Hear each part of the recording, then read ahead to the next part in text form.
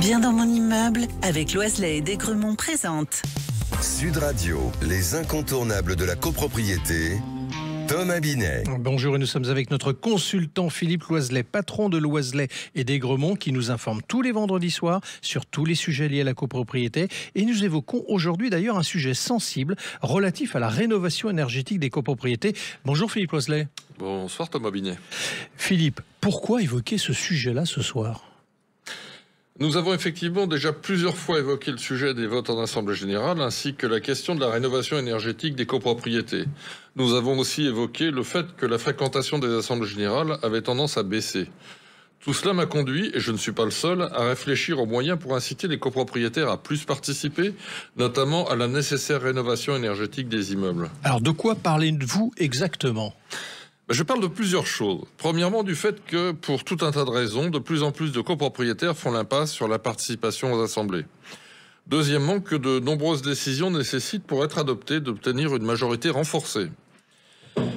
Que les copropriétaires qui ne participent pas aux assemblées générales peuvent, après les assemblées générales, voter avec leurs pieds, comme disait le général de Gaulle, et contester les décisions prises devant les tribunaux, ce qui retarde ou même empêche les décisions d'être appliquées.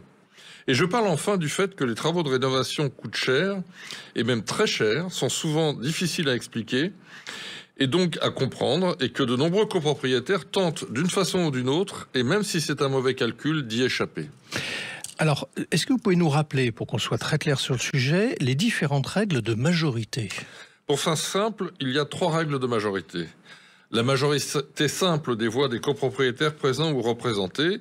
On ne prend en compte que les voix des copropriétaires présents pour calculer la majorité. Ce type de majorité est utilisé pour l'approbation des comptes, le vote du budget ou les travaux courants. Deuxièmement, la majorité absolue des voix de toute la copropriété. Et là, on calcule la majorité sur le total des voix de tous les copropriétaires, qu'ils soient présents ou pas. On comprend facilement qu'avec seulement 52% des copropriétaires présents, par exemple, il sera difficile de recueillir la majorité absolue. Cette majorité est applicable pour les travaux plus importants, dont les gros travaux de rénovation énergétique, mais aussi l'élection du syndic ou du conseil syndical.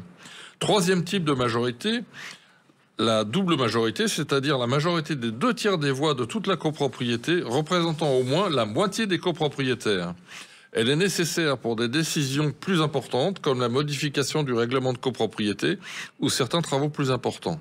Je n'évoquerai pas ici les quelques cas qui requièrent l'unanimité de toutes les voix de la copropriété, ce qui est une vue de l'esprit, car avec les absents, elle est quasiment impossible à recueillir. Je préciserai également qu'il existe des systèmes de passerelles relativement compliqués pour le commun des mortels, qui permettent, dans certains cas, de faire un deuxième tour de vote au cas où la majorité de départ n'est pas atteinte. Mais n'est-ce pas la solution, Philippe, pour prendre plus facilement, du coup, des décisions ? Cela peut effectivement faciliter les choses, mais cela n'apporte pas, dans les faits, de véritables améliorations. En revanche, cela rallonge les assemblées, ce qui ne plaît à personne, et engendre des frais supplémentaires dont les copropriétaires se passeraient volontiers. Alors du coup, quelle solution proposez-vous ? Je propose une solution très simple. Ne retenir pour tous les votes que la seule majorité des voix des copropriétaires présents ou représentés à l'Assemblée Générale.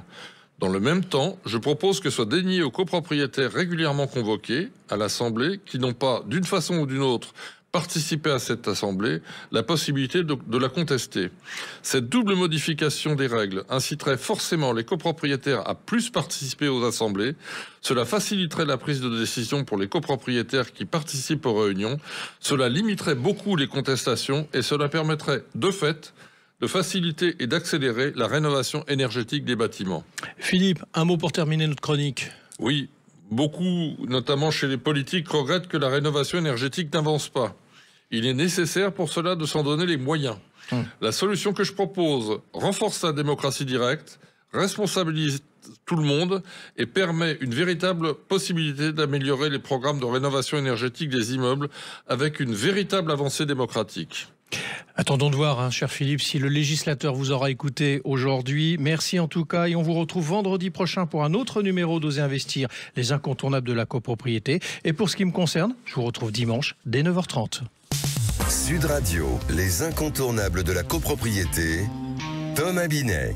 Avec Loiselet et Desgremont, bien dans mon immeuble.